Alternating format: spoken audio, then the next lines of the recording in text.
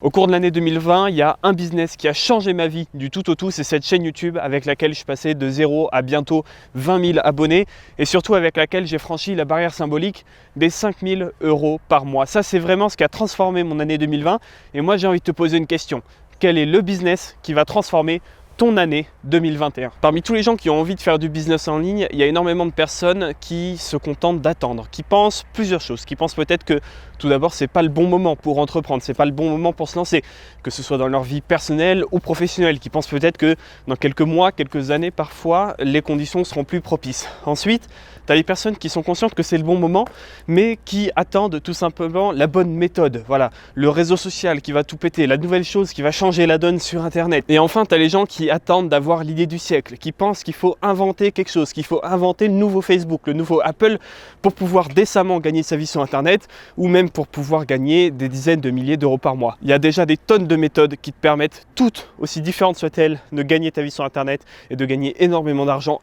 Il n'y a pas besoin d'inventer quoi que ce soit pour gagner sa vie sur Internet. Apple n'a pas inventé le téléphone portable, Tesla n'a pas inventé la voiture non plus, et pourtant, regarde ce que ces boîtes sont devenues. Et enfin, à toutes les personnes qui attendent le bon moment pour se lancer, laisse-moi te dire qu'un business en ligne, il n'y a jamais de bon moment. Il n'y aura jamais de moment parfait pour te lancer. Tout simplement parce que faire un business en ligne, vivre de ton business, c'est quelque chose qui est anormal. C'est quelque chose qui ne rentre pas dans la conception des gens qui sont autour de toi. Et ça, tu as beau attendre, à moins d'attendre peut-être des dizaines d'années pour que ce soit quelque chose de plus répandu, il n'y aura jamais de bon moment. Tous les jours, il y a des gens qui se lancent. Tous les jours, il y a des gens qui commencent à gagner leur vie sur Internet. Tous les jours, il y a des gens qui franchissent le cap des 5 000, 10 000 € par mois. Et ces personnes-là, crois-moi que si elles attendaient le bon moment, elles seraient encore salariées, elles seraient encore dans leurs conditions de vie d'avant. Mais selon moi, ça c'est même pas la plus grosse erreur que font ces personnes. C'est quelque chose qui peut encore être compréhensible. Moi-même, j'ai attendu un bon moment avant de me lancer. Alors j'étais très jeune, j'étais encore au lycée, c'est-à-dire que dès ma première année de fac, j'ai commencé à lancer mes business en ligne. Donc au final, tu vas peut-être te dire que j'ai pas attendu tant que ça, mais en fait si, parce que le business en ligne, ça faisait déjà 1-2 ans que je baignais dedans, ça faisait déjà plusieurs mois, plusieurs années que je me disais que j'allais lancer quelque chose et pourtant j'étais jamais passé à l'action. Pourquoi? Parce que je me ressortais les mêmes salades. C'est pas le bon moment, je suis au lycée, j'ai ceci, j'ai cela, les gens autour de moi, qu'est-ce qu'ils vont dire? Ça c'est des conneries parce que crois-moi que maintenant je regrette de ne pas avoir lancé mon business avant parce que bien que je l'ai lancé tôt, que je l'ai lancé à mes 18 ans, si j'avais commencé à 16, à 17 ans, aujourd'hui je serais déjà plus avancé, j'aurais déjà 1 an ou 2 d'avance. Donc oui, je me suis lancé tôt, mais même moi qui fais partie des personnes qui se sont lancés parmi les plus tôt dans le monde du business en ligne, eh ben, je t'assure que j'aurais dû me lancer encore avant. Donc ça, c'est une première chose. Les gens, ils attendent soit d'avoir l'idée du siècle, soit d'avoir la méthode qui permet de gagner sa vie. Aujourd'hui, tu peux très bien gagner ta vie en faisant de la création de contenu, en faisant du coaching high ticket, en vendant des e-books sur Amazon, en faisant vraiment de tout et n'importe quoi, du dropshipping. Tous ces moyens sont bons pour gagner ta vie finalement.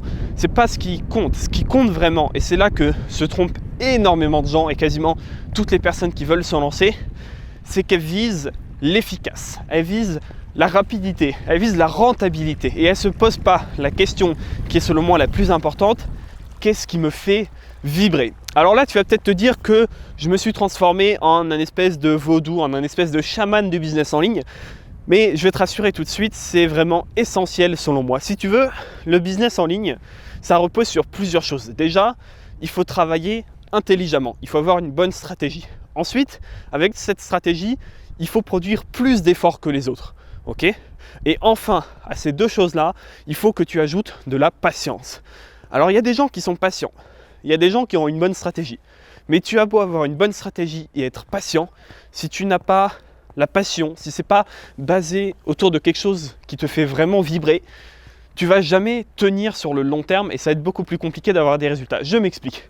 Si tu veux travailler plus que les autres, si tu veux travailler plus longtemps que les autres, si tu veux baigner au quotidien dans ton business en ligne, parce qu'au final c'est ce qui va se passer, hein. Si tu veux gagner ta vie sur Internet, si tu veux créer un business au service de ta vie, ça va être le point central au quotidien. C'est le truc, tu vas y penser tout le temps. Moi, mon business, c'est la première chose à laquelle je pense en me levant, c'est la chose à laquelle je pense quand j'essaie de m'endormir, c'est la chose à laquelle je pense tous les jours au quotidien, parce que si je veux avoir les résultats que j'ai envie d'avoir avec mon business, il faut que ma vie soit centrée autour de ça. Et ça, c'est viable sur le long terme uniquement si c'est quelque chose qui te passionne, uniquement si c'est quelque chose qui te plaît. Je veux dire, T'as beau avoir un système qui marche, qui est prouvé. On te dit, voilà, il faut que tu crées une chaîne YouTube autour d'une thématique, que tu crées du contenu, tu crées une communauté, tu identifies les problèmes de cette communauté, tu y réponds via des vidéos et via des formations en ligne. Ça, c'est un système qui marche, peu importe les thématiques, c'est même un des systèmes qui marche le mieux et qui est le plus viable. Si tu n'aimes pas faire des vidéos, t'as beau être patient, avoir la bonne stratégie, tu vas jamais tenir sur le long terme. Si t'aimes pas la thématique dans laquelle tu parles, je sais pas si tu apprends aux gens à dresser leur chien, mais que toi t'en as rien à faire de ça, que tu le fais juste pour l'argent, tu vas peut-être gagner de l'argent, tu vas peut-être même gagner bien ta vie, mais au long terme, tu vas jamais tenir. Parce que quand tu auras cet argent, ta motivation, ce sera plus de gagner de l'argent. Ta motivation, ce sera de faire ce qui te plaît. Et c'est là que tu vas chuter, entre guillemets, et que tu vas devoir repartir de zéro. Donc vraiment, contrairement à ce que font la plupart des gens, contrairement à ce que te disent la plupart des formateurs, des coachs, de tout ce que tu veux, moi je pense qu'il faut d'abord partir d'une passion. Parce que tu peux monétiser toutes les thématiques du monde, ça j'en suis convaincu. Tu peux gagner de l'argent sur Internet de tonnes de manières différentes, mais la seule chose qui est importante et la seule chose qui ne va pas pouvoir varier, c'est est-ce que ce que tu fais au quotidien te plaît et te passionne. Donc moi maintenant je voudrais te donner un plan d'action en 5 étapes très simples. Tu vas pouvoir prendre une feuille en même temps que je te parle ou juste après la vidéo et c'est un plan d'action en 5 étapes que tu vas pouvoir mettre en place dès maintenant. La première étape, c'est lister toutes les choses qui t'intéressent dans la vie, toutes les choses dans lesquelles tu as des compétences, toutes les choses qui te passionnent. Alors, tu vas le voir juste après dans la deuxième étape, mais tu n'es pas obligé d'avoir déjà des compétences, tu n'es pas obligé d'être déjà un expert dans cette thématique. Donc tu prends une feuille et tu listes toutes les choses auxquelles tu es curieux, toutes les choses qui t'intéressent, toutes les choses que tu prends plaisir à faire dans ta vie, même peut-être parfois des choses que tu n'as pas vraiment touchées, je ne sais pas, peut-être que tu adores la photo, tu adorerais en faire, mais tu n'as même pas d'appareil, tu n'as jamais commencé, tu n'as jamais pris de cours de photo. Je m'en fous, je veux que tu le notes aussi. Ça, c'est la première case de ton tableau, la première ligne. Si tu fais des grandes lignes, tu vas en faire 5. La deuxième, ça va être de faire le point sur tes compétences. Alors si possible, en fonction des thématiques que tu as mis dans la première case, par exemple si tu as mis la photo, et c'est de lister les compétences, c'est ce que tu sais prendre des photos, régler ton appareil, faire des retouches photos, faire des portraits, faire des paysages, toutes ces choses-là, et tu vas lister tout ce que tu sais faire. Toutes les compétences que tu as pu développer au cours de ton éducation, de ton travail, de tes recherches personnelles aussi.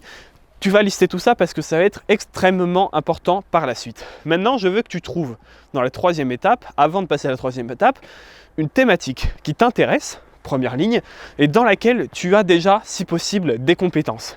Pourquoi ? Tu vas le voir juste après, mais ça va te permettre de construire une audience autour de ça. Mais en gros, tu trouves quelque chose qui t'intéresse.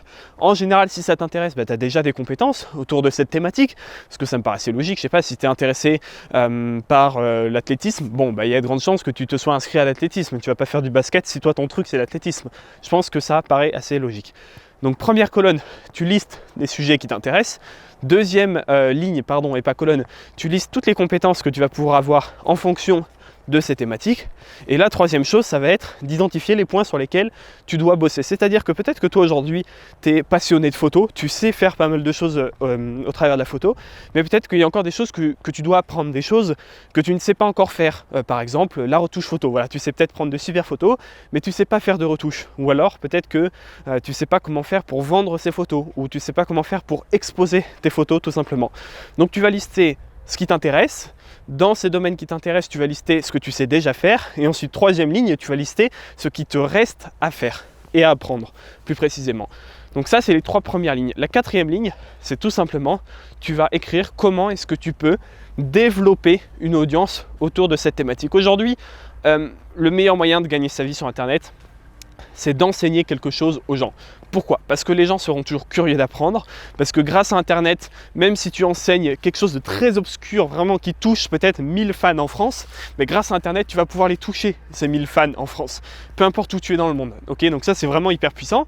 Et donc, tu me vois peut-être venir, la solution, ça va être de créer une audience, puis de transformer cette audience en communauté, au travers de cette passion, au travers de cette thématique. Donc, reprenons notre exemple. Si toi aujourd'hui tu es fan de photo, ce que je veux que tu fasses, c'est que ligne 1, je suis fan de photo. Ligne 2, en photo, je sais faire ça, ça, ça et ça. Ligne 3, en photo, il me reste encore à développer tel point, tel point, tel point, tel point, qui sont des choses que je ne sais pas faire. Et 4e ligne, je veux que tu marques quel est, selon toi, le type de contenu que tu vas préférer faire. C'est-à-dire que peut-être que toi, tu vas vouloir créer une audience sur Instagram, tu vas vouloir créer une audience sur YouTube parce que tu préfères faire des vidéos, tu vas vouloir créer une audience au travers d'un blog, d'un podcast. Et donc je veux que tu notes toutes les méthodes différentes qui vont te permettre de toucher des personnes et de créer une audience. Alors moi sur cette chaîne, je parle principalement de YouTube et d'Instagram parce que c'est selon moi deux des meilleures manières de créer une audience via la création de contenu. Pourquoi la création de contenu? Parce que tu vas créer des vidéos, créer des photos, donc tu vas vraiment créer du contenu et c'est ce contenu qui va attirer les gens à toi.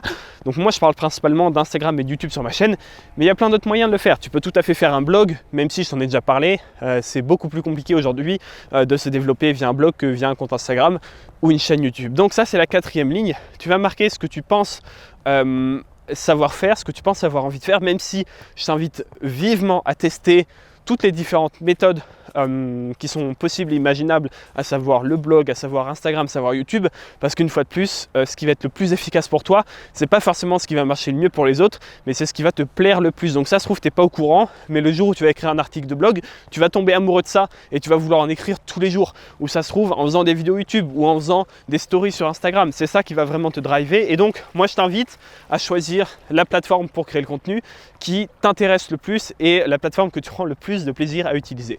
Et maintenant, la cinquième et dernière étape, alors tu ne vas pas pouvoir la mettre en place tout de suite parce que peut-être que tu as identifié ta thématique, que tu as identifié ce que tu sais faire, que tu as identifié ce que tu ne sais pas faire, que tu as identifié la plateforme avec laquelle tu vas créer cette audience. Là déjà, ça va te prendre pas mal de temps, mais une fois que tu auras commencé à créer cette audience, et pour passer à l'étape 5, tu n'as pas besoin d'attendre d'avoir des milliers et des milliers d'abonnés.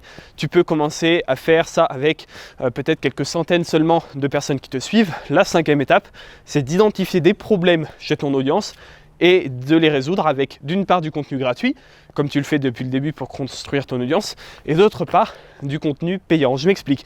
Imaginons que tu es toujours fan de photos. Tu as listé ce que tu sais faire, ce que tu ne sais pas faire. Tu as dit que toi, ton truc, c'est faire des vidéos YouTube. Tu n'en avais jamais fait. Tu as essayé de faire une vidéo YouTube et franchement, tu adores ça. Vraiment, tu as pris un plaisir fou.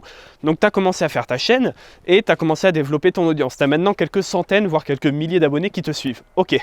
Ce que tu vas faire, c'est que tu vas demander à ton audience quels sont ses points faibles, quelles sont les choses que ton audience aimerait développer un petit peu plus. Par exemple, ton audience va peut-être te dire, ben moi, je suis un grand débutant, je ne sais pas comment faire pour régler mon appareil photo.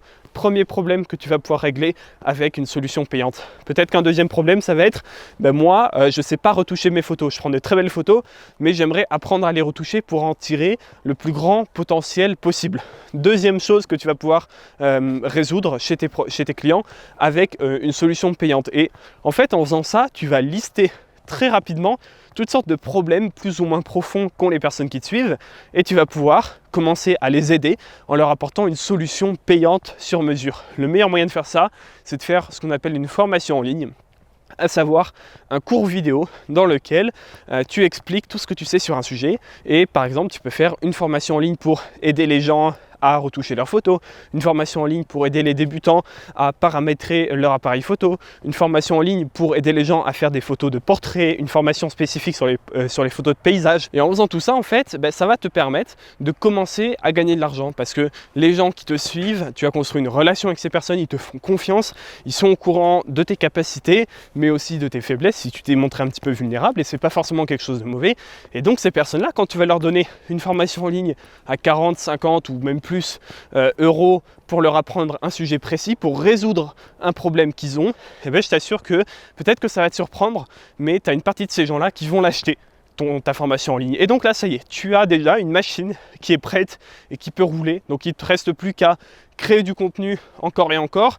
Il ne te reste plus qu'à créer d'autres produits pour résoudre vraiment tous les types de problèmes que peuvent avoir ton audience. Et en faisant ça, tu vas pouvoir commencer à gagner ta vie avec ton business en 2021. Maintenant, avant que tu partes, c'est pas terminé. Moi, ce que je t'invite à faire, c'est à vraiment faire cet exercice du tableau avec les 5 lignes, plusieurs colonnes, une colonne par thématique si possible. Et tu vas me noter tout ça parce que si tu ne prends pas 5, 10, 15 minutes, 1 heure pour le faire aujourd'hui, il se pourrait que tu prennes jamais ce temps-là. Et si tu penses que c'est pas le bon moment pour te lancer dans le business en ligne, il se pourrait que tu te dises ça pendant des années et tu aurais peut-être transformé une fabuleuse année 2021 en une année où une fois de plus, tu n'as rien fait. Donc moi, je t'invite à faire cet exercice et à venir me dire en commentaire ce que tu as noté dans ton tableau ou tout simplement ce que tu as pensé de cette vidéo. Mais vraiment, passe à l'action maintenant parce que sinon, tu risques de le regretter.